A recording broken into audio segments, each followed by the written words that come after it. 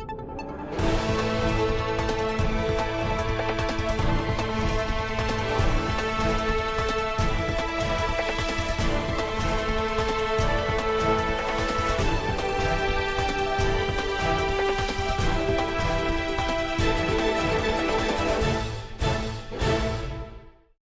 sahabat UB TV, kembali lagi di program Berita News Point. Program berita seputar Universitas Brawijaya, Malang Raya, dan informasi menarik di sekitar kita. News Point Highlights akan menyajikan rangkuman berita sepekan yang telah dipilih oleh tim redaksi untuk menemani akhir pekan pemirsa UB TV.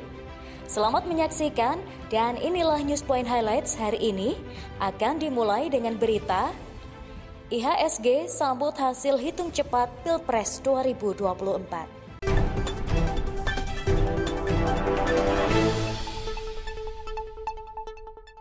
Pengamat pasar modal UB Noval Adib menjelaskan bahwa pelaku pasar modal menyambut positif hasil hitung cepat Pilpres 2024. Hal ini terlihat dari laju IHSG yang pada pagi ini terlihat naik. Namun, menurut Noval, kenaikan ini bersifat sesaat sehingga pelaku pasar masih harus jeli dalam berinvestasi. Dalam menyikapi hasil Pilpres kemarin ini, meskipun belum fix ya, ini saya lihat pagi ini sudah ada respon ya dari investor di pasar modal ya. Jadi di sini tampak bahwa beberapa saham yang terafiliasi dengan kubu sang pemenang meskipun secara quick count ya dengan kubu 02 itu mengalami kenaikan ya seperti MMP gitu ya kan ya, ini sementara ini yang saya lihat cuma baru MMP, tapi mungkin yang lain juga tadi saya lihat sekilas kayak wajar. Namun menurut saya ini ya respon sesaat saja ya sambil masih wait and see. Jadi kalau menurut saya ya bagi para trader ya lebih baik bermain cepat begitu kalau mau ambil keuntungan begitu ya.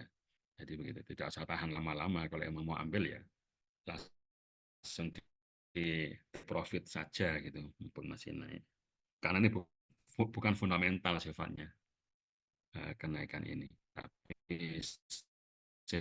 Selain indeks secara umum, beberapa saham yang terafiliasi dengan pemenang Pilpres juga terlihat naik sehingga menjadi sektor yang menarik untuk dicermati oleh investor. Pengawasan pemilu dilakukan oleh berbagai elemen masyarakat. Salah satunya LBH Rumah Keadilan yang bergerak bersama para relawan dan mahasiswa. LBH Rumah Keadilan sudah meluncurkan posko pemantauan agar pemilu berjalan secara jurdil.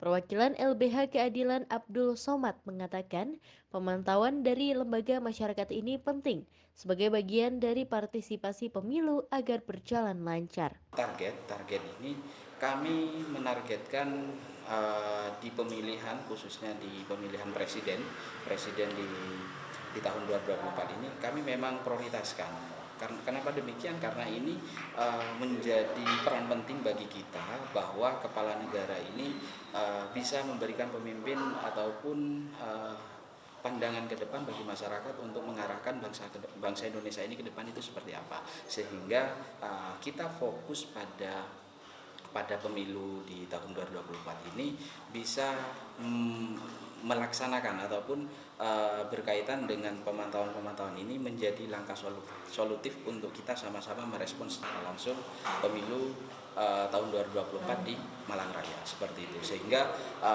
titik di Malang dan di Kediri ini menjadi perbandingan seperti apa terjadi temuan-temuan yang terjadi di Kediri seperti apa, di Malang seperti apa, apakah ketika nanti hasilnya demokrasi di tahun 2024 ini ideal atau tidak.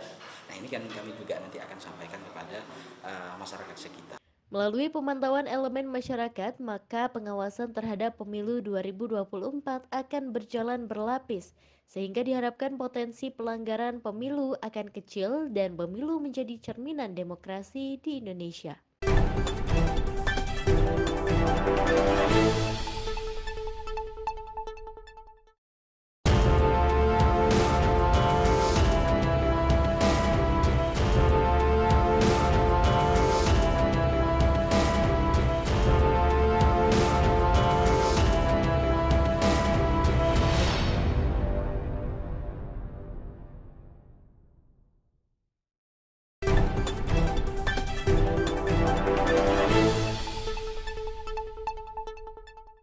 Proses pemungutan suara memiliki 2 tahap, yaitu pencoblosan oleh para pemilih dan perhitungan hasil suara. Pada pemilu 2024 ini, surat suara dari tiap pemilih berjumlah 5, yaitu Presiden, DPR, DPRD 1, DPRD 2, dan DPD. Untuk itu, petugas TPS harus cermat dalam sesi penghitungan agar tidak terjadi selisih atau hal lainnya. Pemilihan serentak ini kan banyak, ada 5 yang harus kita pilih dan itu sangat menguras tenaga, kemudian panitianya juga harus benar-benar teliti. Karena kalau panitia salah dalam melaporkan, misalnya berita acara surat suara diterima 291, ternyata ada yang keselimpet di situ yang tidak kehitung, itu kan nanti yang dirugikan adalah panitia seperti kita ini yang dirugikan. Nah, mudah-mudahan itu nanti tidak terjadi dan hari ini pun saya harap mudah-mudahan itu tidak ada. Hal ini menjadi perhatian bagi para petugas karena waktu penghitungan yang berlangsung siang hingga malam membutuhkan stamina dan kehati-hatian tersendiri bagi para petugas di TPS. Kesibukan Miss Wida sebagai dosen tidak melupakan dirinya untuk terus berkarya dalam bidang musik. Kali ini, Wida berkolaborasi dengan Arbain, salah satu mahasiswanya dalam single lagu Jalani Saja. Lagu ini menceritakan tentang keteguhan seseorang dalam menjalani hidup sesuai dengan yang sudah digariskan. Lagu bergenre pop ini juga memberikan motivasi kepada pendengarnya. Saja ini tentang seseorang yang mengusahakan perjalanan cintanya itu, memperjuangkan cintanya sepenuh hati tanpa peduli apa kata orang. Jadi let it flow aja, biarkanlah apa yang terjadi. Kalau misalnya ada masalah ya dijalani, diselesaikan bareng-bareng, kita jalani aja gitu sih sebenarnya. Single yang tayang tanggal 10 Februari ini dikerjakan dengan cukup cepat oleh Wida dan Arbain, namun tidak mengurangi bobot dan kualitas lagu sehingga menarik untuk menjadi koleksi di tahun 2024. Baik, untuk pengerjaannya secara total sih sekitar 2-3 minggu. Tapi kalau untuk penulisan, pembuatan karya sampai take vokalnya 1 hari saja. Pengurus Ikatan Alumni UB bertemu dengan tim dari Kementerian Desa untuk membedah naskah film Jejak Sang Timur. Menurut Sekjen IKUB Dilan Batuparan, pertemuan ini masih tahap awal dalam rangka kerjasama kedua belah pihak. Film ini merupakan bentuk media informasi dan edukasi mengenai program pemberdayaan masyarakat. Jadi kebetulan ini Kemendes dalam hal ini Direktorat Jenderal PPDT ya, Percepatan Pembangunan Daerah Tertinggal, itu memang berusaha melibatkan kampus untuk menjalankan program-programnya. Kemudian mereka mencari, gitu kan, siapa kampus yang bisa diajak bekerja sama dan kebetulan ketemu dengan kami, ya, Brawijaya dalam hal ini IKUB gitu. Dan menawarkan kerjasama dalam bentuk pemberdayaan masyarakat daerah tertinggal dengan cara istilahnya pembuatan dokumentasi literasi berbasis budaya lokal, gitu ya. Praktisnya sih nanti bentuknya itu seperti pembuatan film. Melalui produksi film ini nantinya diharapkan dapat menjadi media pembelajaran bagi pihak dan merupakan bentuk kontribusi IKUB dalam membantu pemberdayaan masyarakat.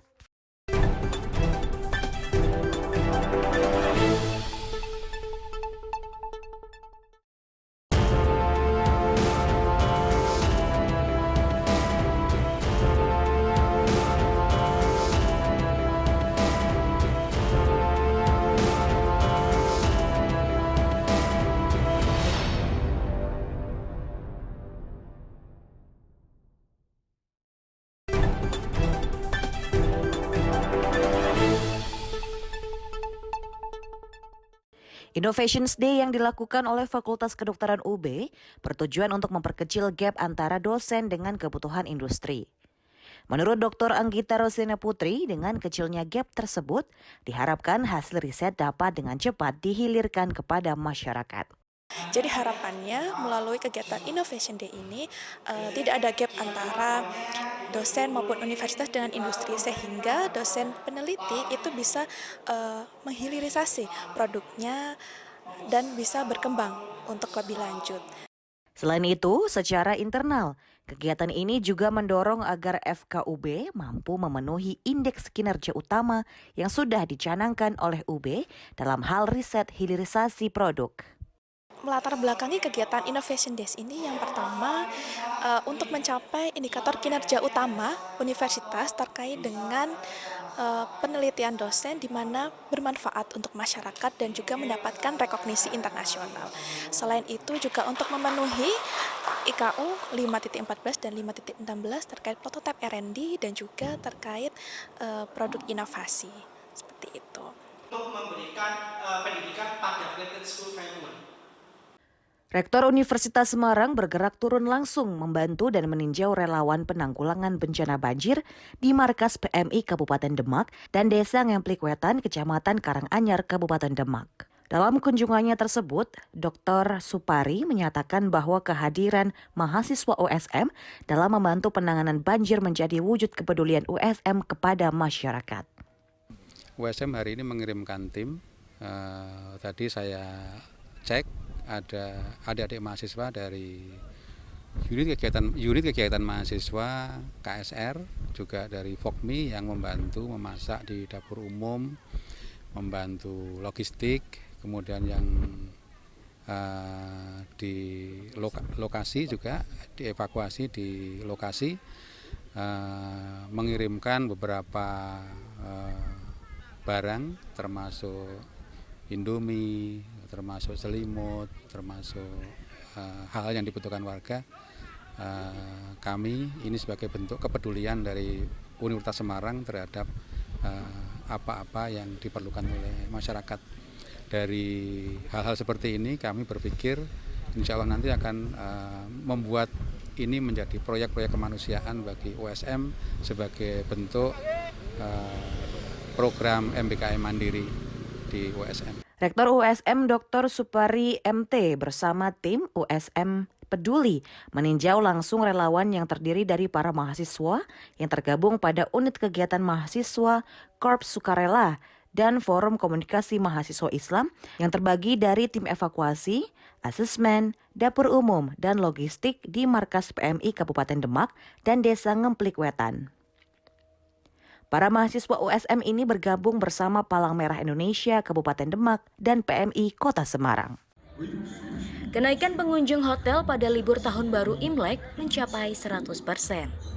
Banyak hotel di Malang Raya yang penuh hingga hari Minggu kemarin. General Manager Hotel Grand Mercure, Sugito Adi mengakui bahwa hotelnya menjadi salah satu yang mengalami kenaikan maksimal pengunjung. Periode mulai kemarin sampai besok memang akan full karena long holiday, libur panjang, dan di Malang ini membawa dampak sangat besar karena banyak orang liburan hingga okupansi full. Kami okupansi full ya dari kemarin hingga sampai Sabtu besok. Untuk memberikan pelayanan kepada pengunjung, pihaknya menggelar gala dinner mewah menyambut Imlek dengan berbagai hiburan dan hadiah. Selain itu, pihaknya juga menghadirkan bintang tamu Alena Wu yang membawakan lagu-lagu Mandarin.